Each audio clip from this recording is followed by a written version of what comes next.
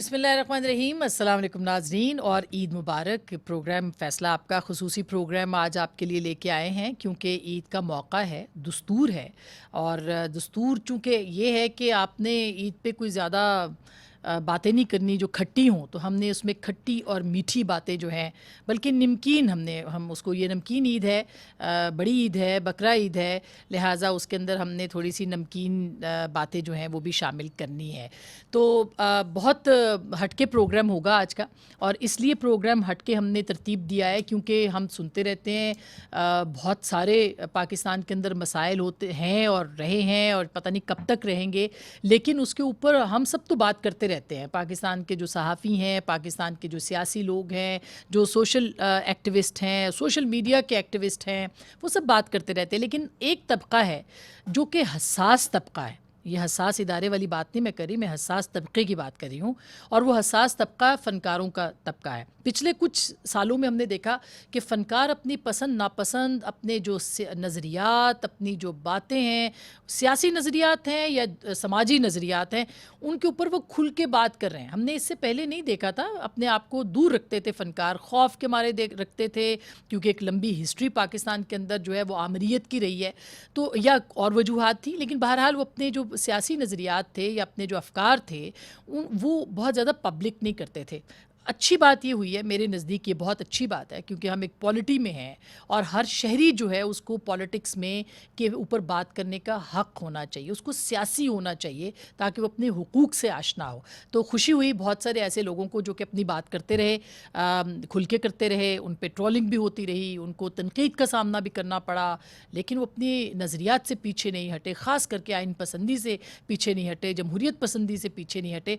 तो आज ये थोड़ी सी संजीदा बात हो गई है, लेकिन हम आज बात करेंगे इन्हीं मामलात के ऊपर बहुत ही संजीदा फ़नकारों के साथ। हमारे साथ मौजूद हैं मोहतरमा मारिया वास्ती साहिबा, कराची से हमें ज्वाइन कर रही हैं, और आप इनको देखते रहते हैं, सुनते रहते हैं, और इनकी जो बातें हैं वो भी आप सुनते रहते हैं।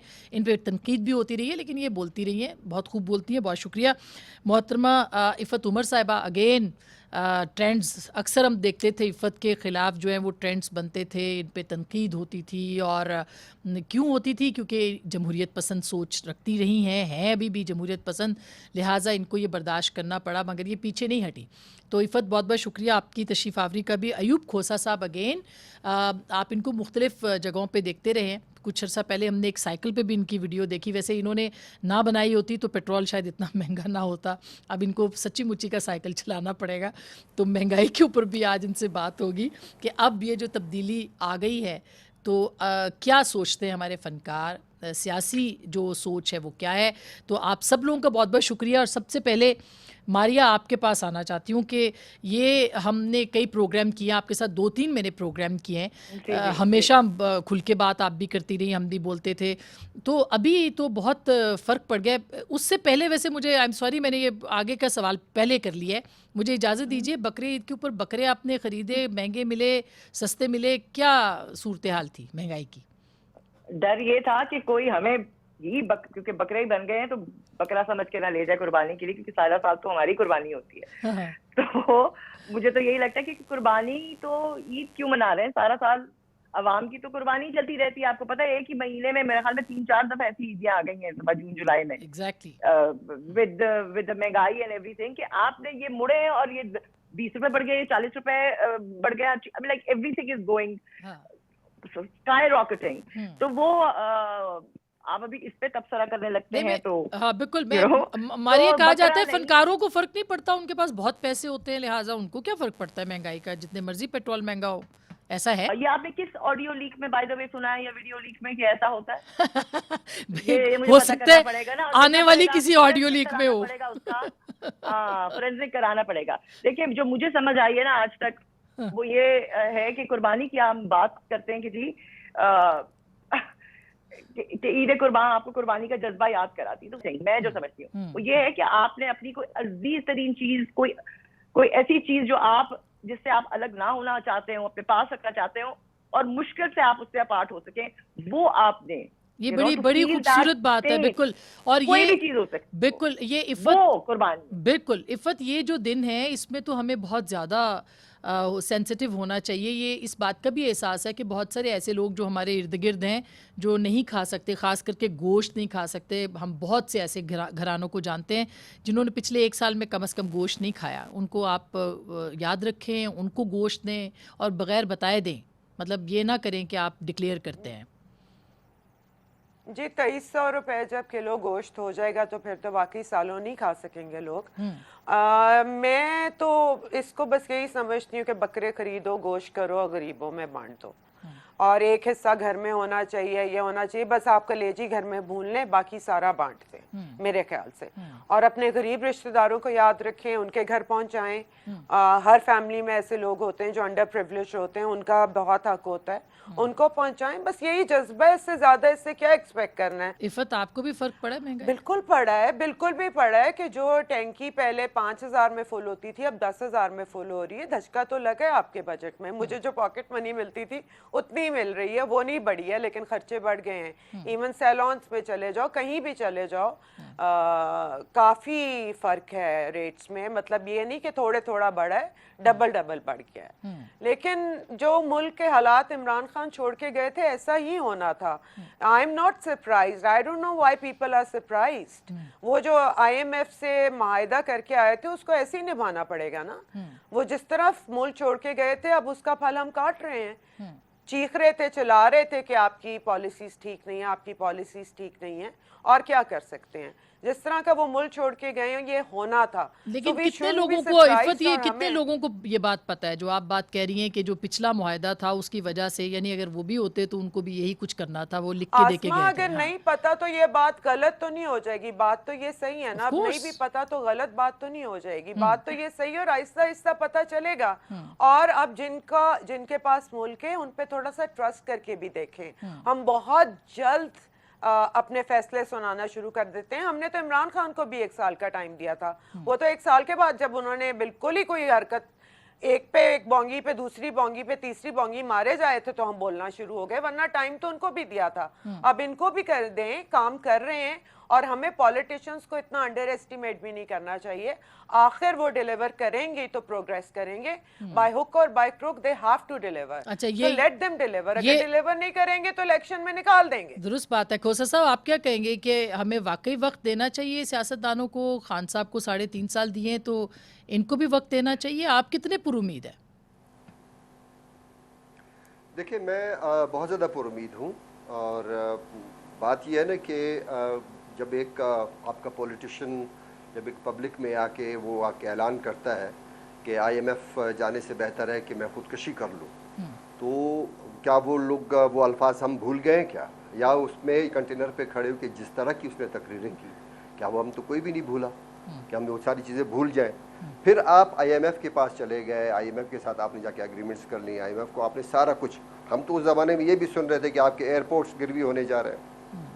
हम तो ये भी सुन रहे थे कि कोई पार्क है इस्लामाबाद में वो भी गिरवी होने जा रहा है, कोई होटल्स हैं, पता नहीं क्या क्या चीज़ें सारी गिरवी होने जा रही। तो हम ऑलरेडी अपने आप को गिरवी तो कर चुके हैं। सिर्फ ये थी शराइत मानने वाली बात थी कि जी आप शराइत पे तो आपने पूरा उतरना है। जब आप उन शराइत पे नहीं उतरेंगे तो फिर दुनिया में तो आप आइसोलेट हो जाएंगे। फिर आप एक वो कौम ठहराएंगे, वो मुल्क ठहराएंगे कि जो अपने वादे के पासदारी नहीं करता। क्योंकि अगर आप एक उसके साथ एजेंसी के साथ या एक इंटरनेशनल मॉनेटरी फंड के साथ अगर आपकी एक पासदारी नहीं होती मायदे की, तो फिर आपका कोई दोस्त नहीं रहता। फिर आप ये नहीं कह सकते हैं कि जनाब फ़लाँ के साथ मेरी दोस्ती है, चूँकि हमारी दोस्ती हिमालय से ऊंची है, फ़लाँ के साथ हमारी दोस्ती है कि हमारे मजहबी रवाबत हैं आपस में। तो फिर कोई ये चीज़ नहीं देखता। अगर एक जगह पे आप डिफ़ॉल्ट कर गए तो फिर आप डिफ़ॉल्ट कर गए। अब मुझे समझ में नहीं ये बात आती कि उसके जो स्पोक्स पर्सन हैं, मुझे पता नहीं उनको किसने तरबियत दी है, उनको किसने कुछ पढ़ाया है या लिखाया है। क्योंकि कहने को तो उन्होंने बड़ा सा एक लगाया होता लेबल कि मैं फ़लाँ जगह पे पढ़ा हूँ, मैं फ़लाँ जगह पे मैं टीचर रहा हूँ, फ़लाँ जगह पे मैं प्रोफेसर था। लेकिन आप उनकी अल्फाज, उनके लैंग्वेजेस, वो सारी चीज़ें सुने। फिर अब महंगाई पे आके हम कहा ये जाता है खोसा साहब, इससे फ़र्क नहीं पड़ता। अगर कोई जो जिस तरह की भी जुबान बोले, इससे कोई फ़र्क नहीं पड़ता। जो उनका फॉलोअर है खान साहब का या उनकी पार्टी का, उसको तो फ़र्क नहीं पड़ता। सर, उनके जो तहरीके इंसाफ के फॉलोअर्स यहाँ पे, आपने भी इन चीज़ देखें अस्मा, आप बैठी हैं, आपने इन चीज़ों को फेस किया, आपने गालम गलोच को फेस किया। मारिया बैठी हैं, मारिया ने गालम गलोच को फेस किया है, इफ़त बैठी हैं, गालम गलोच को फेस किया। तो क्या हम गालम गलोच के लिए सारे बैठे हुए हैं? यानी आप कोई तबसरा भी नहीं कर सकें, आप कोई बात भी नहीं कर सके। अगर हम बात नहीं करेंगे तो फिर बात वही लोग करेंगे जिनको जिस तरह के लोगों को ला के बिठाया। फिर आप हाथ पे हाथ रख के बैठ जाएंगे, फिर कहेंगे कि जनाब हम तो बिगड़ते जा रहे हैं। तो बिगड़ने से बेहतर है कि ठीक है, मैं, मारिया, इफ़त या आप या और कोई हमारे जर्नलिस्ट है या और कोई इस तरह के आर्टिस्ट है, भले ठीक है गालियां खाएं, गालियों के लिए तो बस ठीक है बैठे। अच्छा, हुए कोई मगर issue नहीं, मगर लेकिन जो हम बिल्कुल एक निशानदेही तो करेंगे। आपने सही बात की कि निशानदेही करनी है, अपनी बात करनी होती है। तो फिर जब आप लोग बात करते हैं मारिया, तो आप लोगों को लेबल कर दिया जाता है। मसलन अगर आप ये बात करिए कि पिछली हुकूमत के ऊपर उस दौरान आप करती थी कि भाई परफॉर्मेंस ठीक नहीं है, आपको उस वक्त जो है वो टारगेट किया जाता था। आज अगर आप कहेंगी परफॉर्मेंस पे बात करेंगी, आपको आज टारगेट कर लिया जाएगा। तो ये सब जगह पे सब पार्टियों के साथ है, या आपको लगता है फ़र्क है कि किसी एक ख़ास जमात में ज़्यादा इस बात के ऊपर जोर दिया जाता है? ये आप सीधे सीधा अगर इसका के लिए एक लफ्ज इस्तेमाल करें तो ये हरासमेंट है एक्चुअली। आप गालम गलोच का या लड़ाई या बदतमीजी का इस्तेमाल तभी करते हैं जब आपके पास कोई दलील नहीं होती। सीधी सीधी बात है जी, जब से ये social media, PTI is responsible for this. पहले कभी कोई और पार्टी हो या कोई भी सियासतदान हो या कोई भी हो, वो इस किस्म की गलती से भी बात करता था तो कंडेम किया जाता था।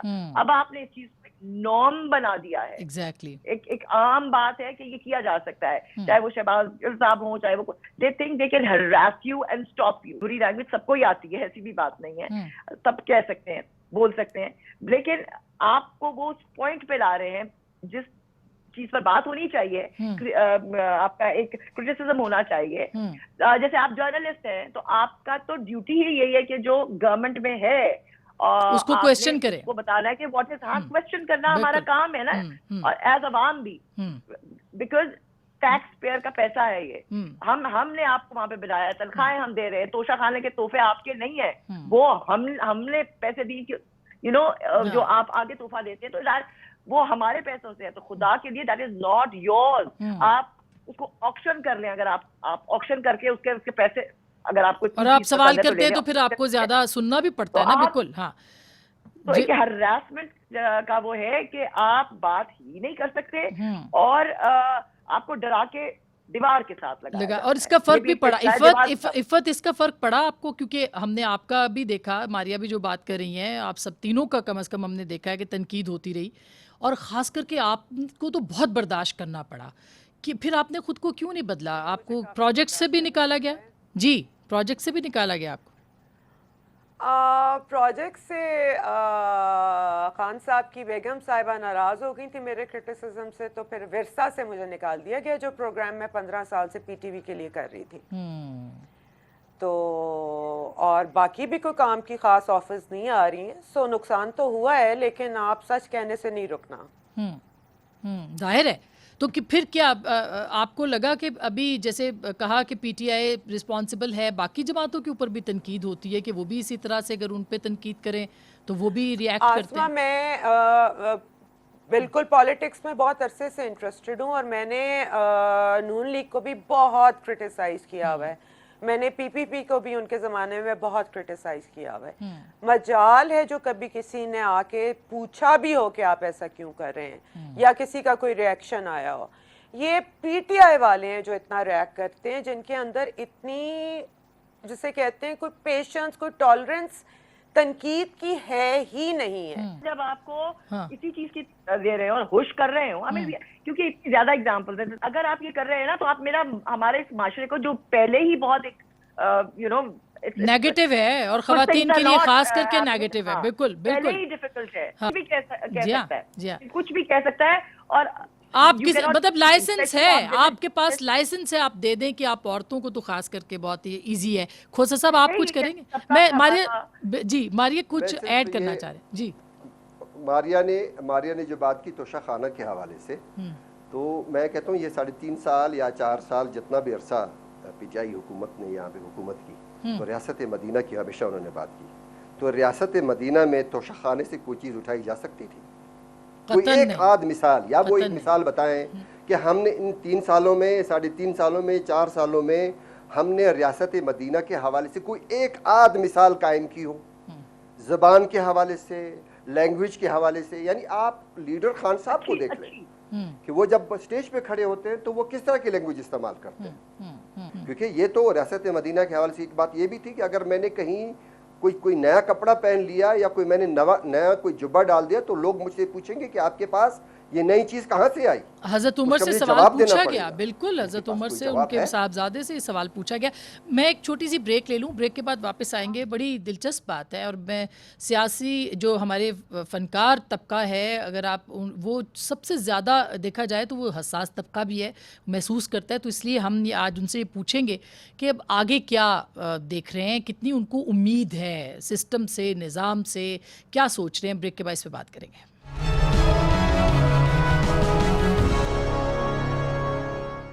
वेलकम बैक नाजरीन, एक दफ़ा फिर आपको खुश आमदीद कहते हैं। और हमारे साथ कहकशां मौजूद है, यानी जो हमारी सेलिब्रिटीज़ हैं वो हमारे साथ हैं, और उनसे हम बिल्कुल ऑल टुगेदर डिफरेंट टॉपिक पे बात कर रहे हैं, जो पॉलिटिकल पाकिस्तान के अंदर सिचुएशन है, और ज़ाहिर इकॉनमी भी उससे जुड़ी हुई है, उस पर बात करें। इफ़त, ये बताएगा कि अब चूँकि 3 महीने होने को हैं इस नई हुकूमत को या इत्तेहादी हुकूमत को, तो आपको कोई उम्मीद है कि कुछ चीज़ें जो है वो सही डायरेक्शन में जाएंगी, या इन्होंने कोई डायरेक्शन आपको लगता है कि सेट की है कि जिसकी तरफ बढ़ना पड़ेगा और कुछ? बिल्कुल, मुझे बहुत उम्मीद है। सबसे पहले तो ये मैं पर्सनली जानती हूँ कि ये लोग बहुत काम कर रहे हैं। मेरे कुछ दोस्त हैं PMLN में और कुछ दोस्त हैं PPP में भी। ये लोग वाकई अब काम कर रहे हैं, और इन्होंने पहले भी ठीक किया था। जो 5 साल का दौर PMLN का चल रहा था उसमें हम प्रोग्रेस कर रहे थे, हालात बेहतर थे, डेवलपमेंट हो रही थी। तब भी हालात बहुत ख़राब थे, उन्होंने तब भी ठीक किए थे। मुझे इनसे पूरी उम्मीद है कि ये अब भी ठीक कर लेंगे, बशर्ते कि इन्हें काम करने का मौका दिया जाए। तो ये, लेकिन ये जो एक आप ख़ास करके आपकी जो बिरादरी है उसके अंदर तो बहुत ज़्यादा PTI को सपोर्ट की जाती है, और वो एक जो साजिशी बयानियां है उसके ऊपर यकीन भी रखते हैं लोग, दिक्कत तो नहीं होती। देखिए 70 साल से ये नैरेटिव हमारे ज़हनों में फैलाया गया है कि जी पॉलिटिशियन करप्ट है। ये लोग जो PTI में आए ये पहले या तो एपॉलिटिकल थे या एंटी पॉलिटिशियन थे। इनको एक मसीहा का इंतजार था, और एस्टेब्लिशमेंट ने मसीहा सिंड्रोम हमारे दिमागों में पहले खुद बन के डाले रखा है, फिर जो बंदा वो लेके आए उसके थ्रू वही मसीहा बन के आया है। इन लोगों का ये मसला नहीं है कि इसने परफॉर्मेंस क्या की। अगर परफॉर्मेंस पे हम बात करें तो जीरो थी, फिर किस बात के फैन हो तुम लोग? ना इन्होंने मैंडेट पढ़ा हुआ है, ना इन्होंने मैनिफेस्टो पढ़ा हुआ है, ना इन्होंने इनकी चीजों को गौर से देखा है। बस इमरान खान ने आके कह दिया कि पॉलिटिशियन चोर है तो ही इज राइट। उनसे जब मैं पूछती हूँ कि आपको कैसे पता है, तो जी इमरान खान ने बताया है। अब इमरान खान आके ये बता देगा तो हम मान जाएंगे। इमरान खान जो कहेगा वो तो सारे झूठ बोलता है, सारी बातें उसकी झूठ निकलती हैं। ना ये रिसर्च करते हैं, ना ये हिस्ट्री पढ़ते हैं, ना इन्हें पता है प्रोपोगेंडा किसका है, किसने किया है। तो हम इन्हें मुल्क तबाह नहीं करने तो इसका बिल्कुल ये बड़ी दिलचस्प बात इफ़त आपने की है, और इस मुल्क को सही रास्ते पे चलना पड़ेगा। ये खोजा मैं आपके पास आती हूँ, लेकिन मारिया ये बड़ी ज़बरदस्त बात की है कि प्रोपेगेंडा में और एक पॉलिटिकल यानी प्रोपेगेंडिस्ट होने में और पॉलिटिकल एक्टिविस्ट होने में बड़ा फ़र्क होता है। तो लेकिन हाँ, तो क्या आपको भी लगता है कि लोग प्रोपेगेंडे का शिकार ज़्यादा जल्दी हो जाते हैं, खास करके जो हमारी फनकार बरादरी है उसके अंदर? देखिए, एक चीज हम मिक्स भी कर जाते हैं। एक पॉपुलर होना होता है और एक पॉपुलिस्ट व्यू होता है जो आपको फायदा देता है पॉपुलर होने में। यानी कि आप अपना फायदा उसमें देखते हैं, मुल्क का जो बड़ा आपका जो चीज आपको देखनी चाहिए उस मुल्क का फायदा नहीं देखते हैं, और आप उस चीज को कैरी करते हैं, उस बयानिए को कैरी करते हैं for your own popularity. Popularity and the populist ये डिफरेंट चीजें हैं, हम इसको काफी आई थिंक कंफ्यूज करते हैं। So that is what happens. I feel कि आप you have to do the right thing. The right thing is कि एकदम तो कोई चीज सही नहीं होगी, लेकिन putting your country on the right track कि वो 10 साल के अंदर या 15 साल के अंदर लॉन्ग टर्म प्लानिंग में वो सही स्टम्प्स की तरफ जाए। हमें स्टम्प सही नहीं मिल रही है। आप अगर जिनसे आपने कर्जा लिया IMF और अदर कंट्रीज, आप उनको गालियां देकर वो कर्जा नहीं उतार सकते, या उनके साथ वादे तोड़ के आप नहीं खुददारी का नारा लगा सकते। ये खुदारी नहीं है. You need to have a plan for that. What is that plan? चुपचाप वो प्लान एक्सिक्यूट करिए. वो क्या प्लान है? आप बेसिक चीजों पे तो काम नहीं कर रहे. अच्छा, ये बिल्कुल, ये मारिया, ये तो वो जो आप बात करिए दलील की बात करिए ना, तो दलील की गुंजाइश तो मुझे लगता है बहुत ही कम हो गई है हमारे मुआशरे में. खोसा साहब, आपको लगता है कि दलील की कोई गुंजाइश बाकी रह गई है? नहीं, मेरा नहीं ख्याल कि दलील की कोई गुंजाइश बाकी रह गई है. देखिए, बात यह है ना कि हम अपने चैनल्स पे, अपनी टेलीविजन सेट्स पे किन लोगों को ज़्यादा देखना पसंद करते हैं, जो कि चर्ब जुबान हो, जो कि गालम गलोच बकता हो. क्योंकि हम माफ़ी के साथ हम चाहते हैं कि हमारा चैनल ज़्यादा देखा जाए, तो भाई ऐसे बंदे को ला के बिठा दें कि जो कि इस तरह की ज़ुबान इस्तेमाल करे और कहेंगे जनाब सबसे ज़्यादा जो प्रोग्राम देखा गया वो यही प्रोग्राम देखा गया. लेकिन वहाँ पे अगर आप किसी एक ऐसे सुलझे हुए आदमी को बिठा दें जो कि दलील के साथ बात करना चाहता हो, जो कि बहुत ही धीमे लहजे में बात करता हो, वो किसी को हजम नहीं होता. और जो पॉलिटिकली करेक्ट हो, अब ये भी यानी जो पॉलिटिकली करेक्ट हो उसको भी कम लोग सुनते हैं. तो ये पॉलिटिकली करेक्ट होना क्या होता है बाय द वे? ऐसा ही है. तो दलील देने वाले लोगों को तो आपने घरों में बिठा दिया, उनको तो आपने न पार्लियामेंट में आने दिया, ना उनको आपने असेंबली में आने दिया, ना किसी जगह पे आपने ना उनको सहाफत में आने दिया. बिल्कुल ऐसा ही है. ना उनको सहाफत में आने दिया, ना उनको सियासत में आने दिया. उनको आपको वो बंदे चाहिए नहीं. मुझे तो लगता है ड्रामे में भी कोई नहीं आने देता. अच्छा, ड्रामे भी नहीं है. ड्रामे में मारिया को पता है और इफ़त को भी मालूम है कि ड्रामे में भी नहीं आते. क्या जी फलां चैनल नहीं, फलां चैनल की फलां लॉबी है, उसमें आप फिट नहीं बैठ सकते. एग्जैक्टली. और फलां चैनल नो भाई, वो तो एक अलग लॉबी है. हम तो हर जगह पे लॉबी के शिकार हो रहे हैं. और दूसरी जो मैंने एक बात की थी, सादिक और अमीन वाली बात. अच्छा, मैं मारिया ने कोई वाकया सुनाना है खोसा साहब, मारिया ने कोई बात सुनानी है, फिर मैंने ब्रेक भी लेनी है. जी मारिया. करें. हाँ, वो बात कंप्लीट कर लें. मेरा ख्याल है वो कह चुके हैं सादिक और अमीन के ऊपर. अब कोई नाम भी नहीं रखेगा अपने बच्चों के. साबित हो जाएगा कि सादिक के सच बोलने वाले थे और अमीन है अमानतदार थे. तो ये नाम भी अब रखे जाएंगे. अच्छा, मैं फिर ब्रेक ले लूं, उसके बाद मारिया आपकी बात सुनूं. और मैंने ये भी पूछना है कि आप लोग इतनी मज़ेदार बातें करते हैं, इतना क्लियर आपका पॉलिटिकल पॉइंट ऑफ व्यू है, तो क्या सियासत में भी आने का कोई इरादा है कि नहीं? ब्रेक के बाद इस पे बात करेंगे.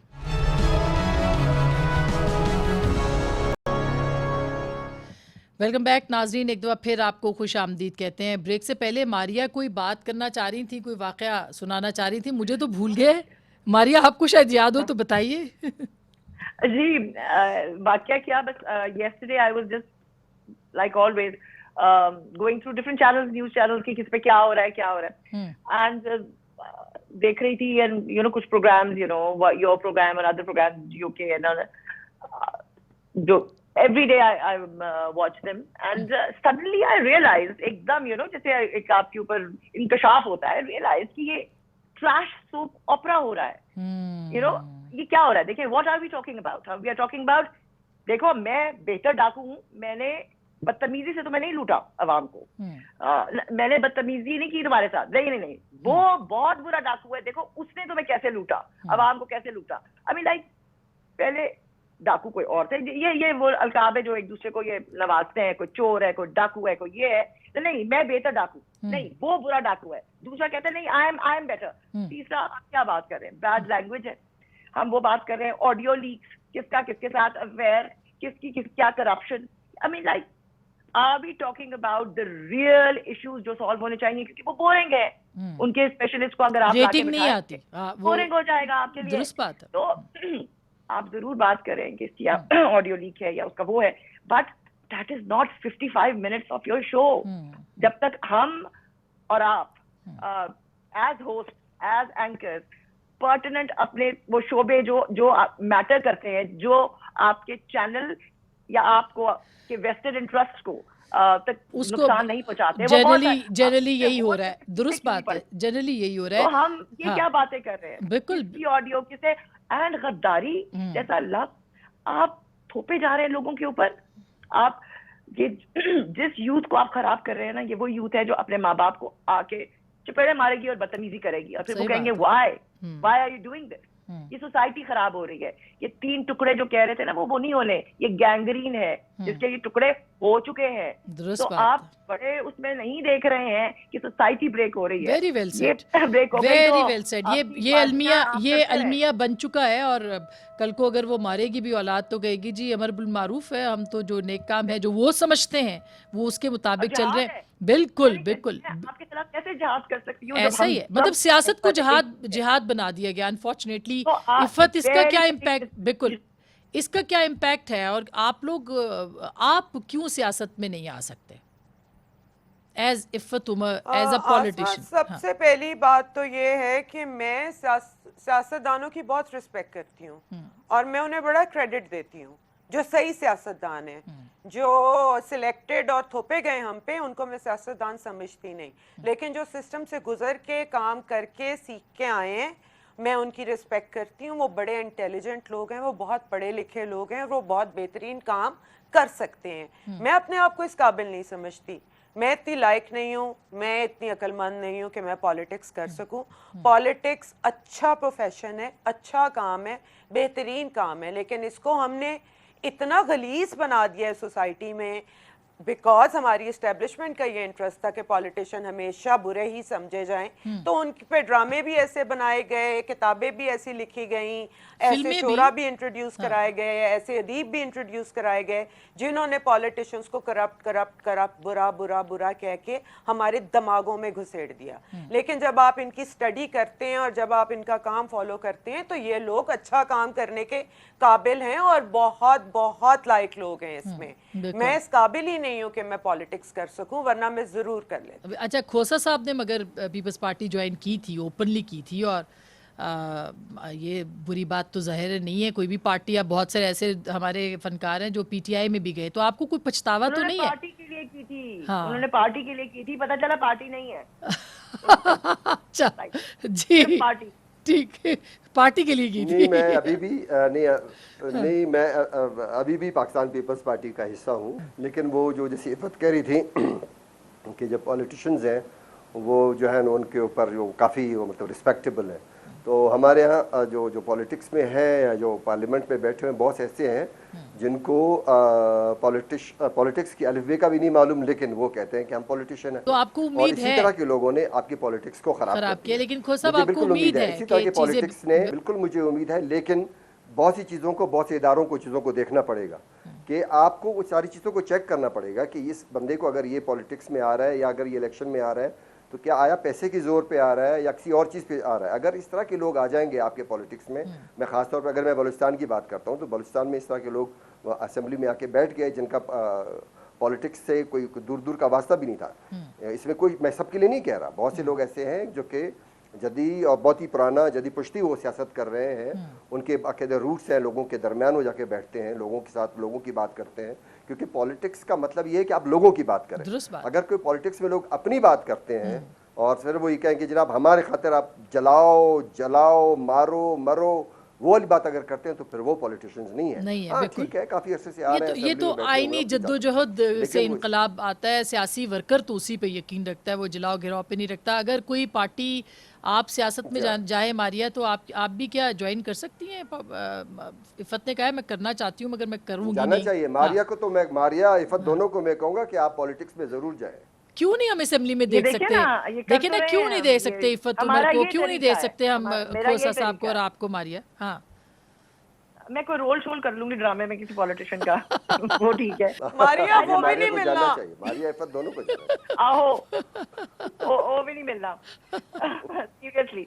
तो नहीं, देखिए आप, हमारी अपनी अपनी जगह हैं, हमें किसी और की शायद जगह लेने की जरूरत नहीं है। हम अपने तरीके से अपने अपने प्लेटफॉर्म्स को यूज करते हुए we can bring the change. Thing is कि आप ये ना समझे कि आप जो भी आप काम करेंगे, जो भी डिसीजन लेंगे, ठीक, उसको चलने दें इन द राइट सिस्टम के अंदर। बिल्कुल, आप उसको चलने दें। आप जमहूरियत की बात करते हैं ना, आप जो भी कर रहे हैं, देखिए बड़ी अच्छी बात थी अगर ये गवर्नमेंट पीटीआई वाली अपना टाइम पूरा करती, लेकिन अगर उनको उतारा गया या निकाला गया वो जमहूरी तरीके से किया It was done in a jamhuri way, whether somebody agrees it or doesn't agree. अदमाद एक सिस्टम से आई, वो गलत तो नहीं उसमें कोई काम हुआ. इस सिस्टम को चलने दें. It is not about you and me. It's about the system. बहुत खूबसूरत बात की है. बिल्कुल इफ़त सिस्टम चलने के लिए आवाम को भी मुतमिन करना. आखिरी जुमला आपसे मैं फिर लेना चाहूंगी. बिल्कुल बड़ी प्यारी बात की है. मुल्क चलते ही सिस्टम से हैं. सिस्टम से ही मुल्क चलते हैं. हम एहतसाब इलेक्शन के जरिए पॉलिटिशियंस का खुद करेंगे, अगली दफा उन्हें वोट ना देकर. लेकिन अगर हम मसीहा की तलाश करते रहेंगे और ये सोचेंगे कोई फरिश्ता उतरेगा और आएगा और एकदम एक जादू की छड़ी चलाएगा और सब कुछ ठीक हो जाएगा, तो ऐसा नहीं होता. लीडर नहीं होगा. सिस्टम से मुल्क चलता है. दुरुस्त बात. बहुत बहुत शुक्रिया. रहने दें, वो कचरा निकल जाएगा आहिस्ता आहिस्ता. हम सिस्टम को डिरेल कर देते हैं.